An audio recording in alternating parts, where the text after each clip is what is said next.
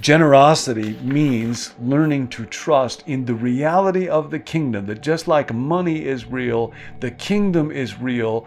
And when we give, we are trusting God and we are stepping into a deeper reality.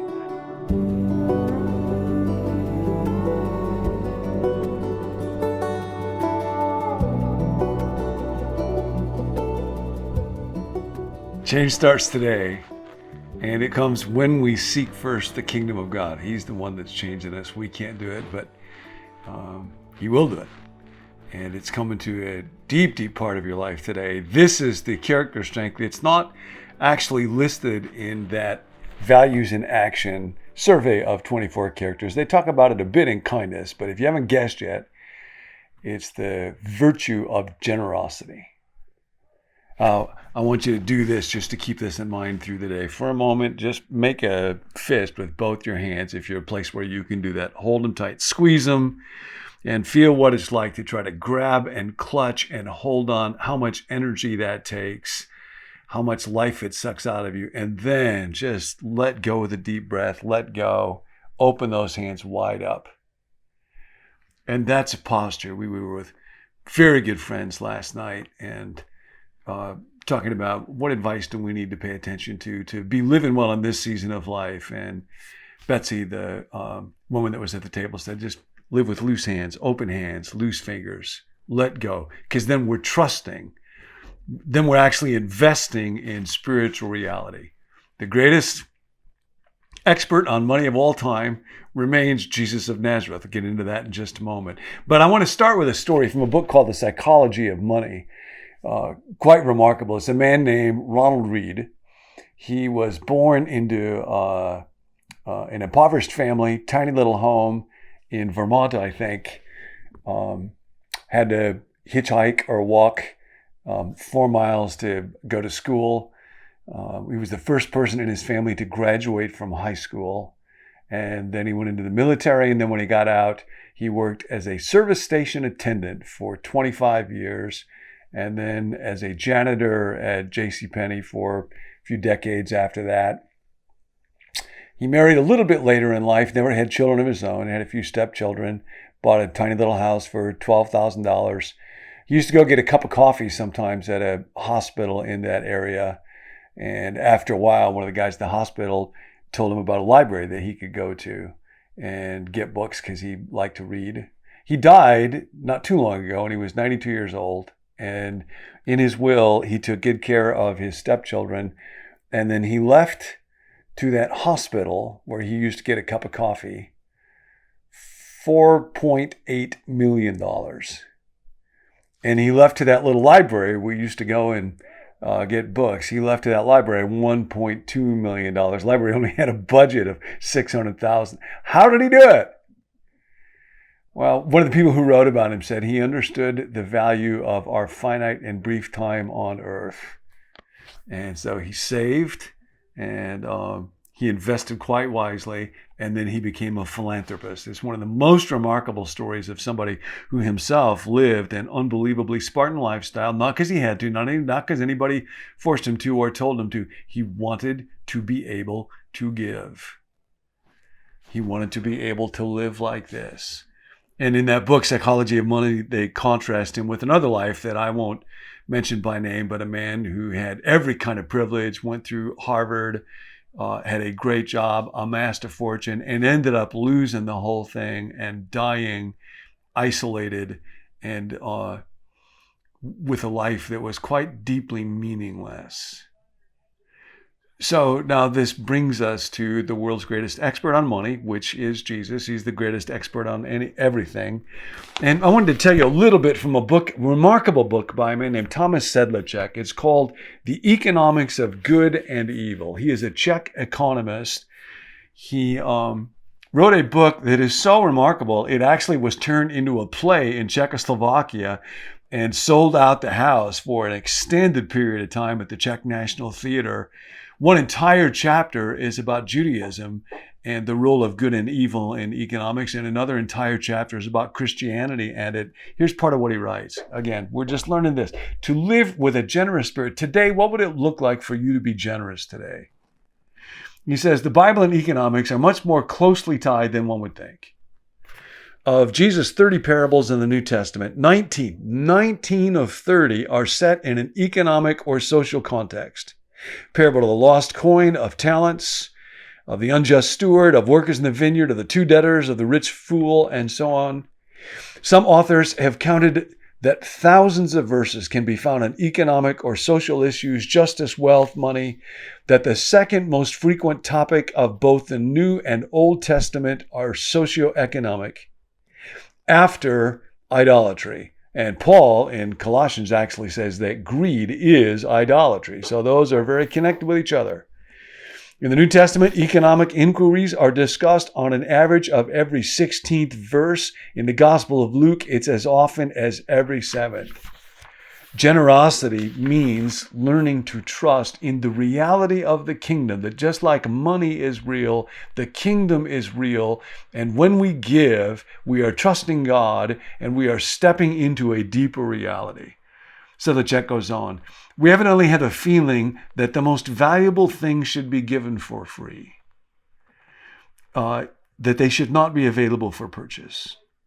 It is precisely the most valuable things in life that must not be sold or monetized. You ever notice if you go to a really, really expensive restaurant, they don't even put prices next to the food?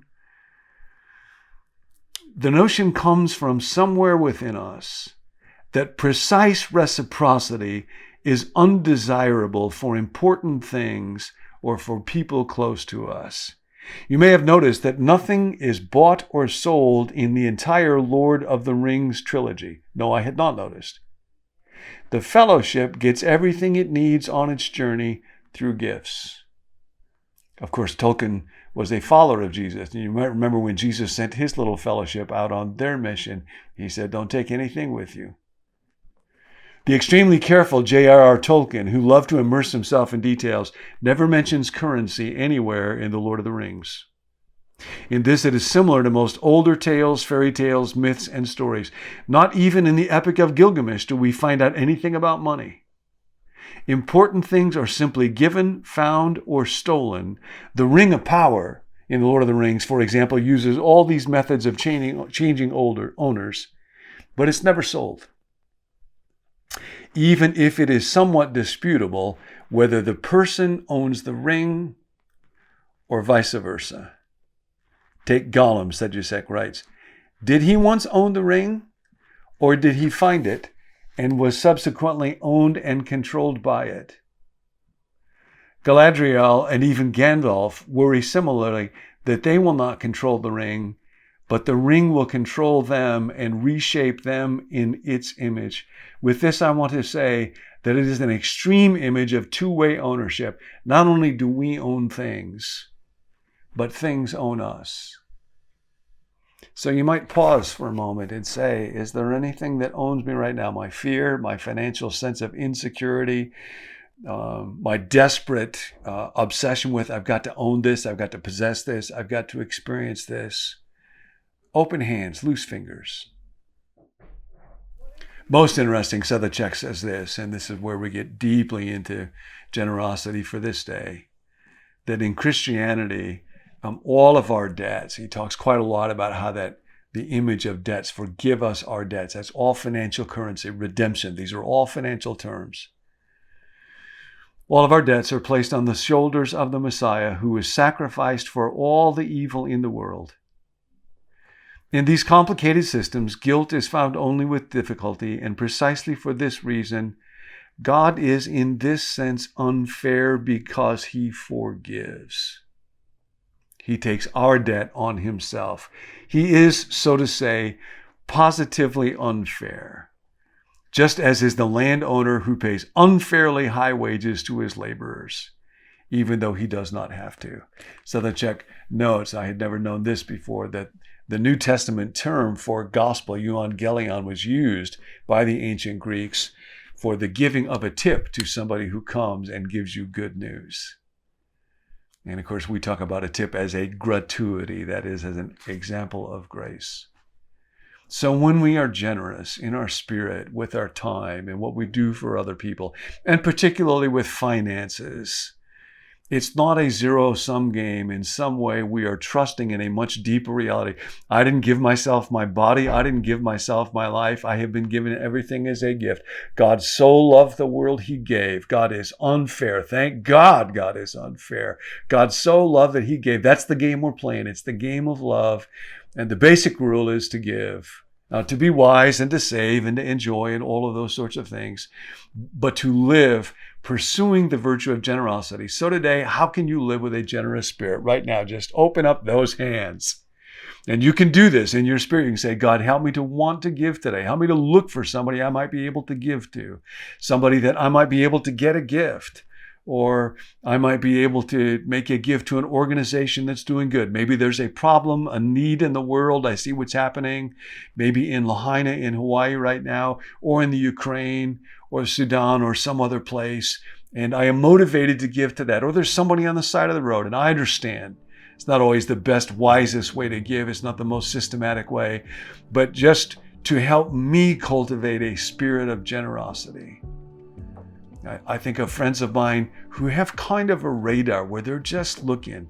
Here's somebody who would delight with this gift, or here's somebody who has this need in their life, and they figure out a way to do it. Change is coming today. Don't store up treasure down here.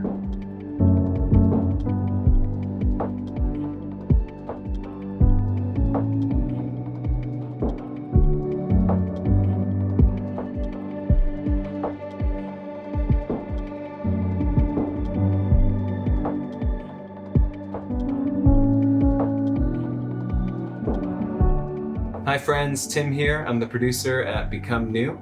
Before you leave, you can subscribe to this channel, like this video, or what we'd really like you to do is to comment on the video. We read those comments every day and love to hear from you. If you'd like to receive the email that goes along with each video or a text reminder when a new video is aired, you can let us know at becomenew.com/subscribe.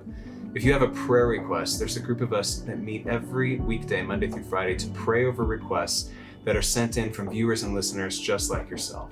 So you can text us that prayer request at the number 855-888-0444, and we would love to pray for you. As a reminder, we're going to host our first in-person gathering November 4th in San Jose. The venue is yet to be set, so RSVP and let us know if you're coming so that we can plan adequately. We love you. We'll see you next time.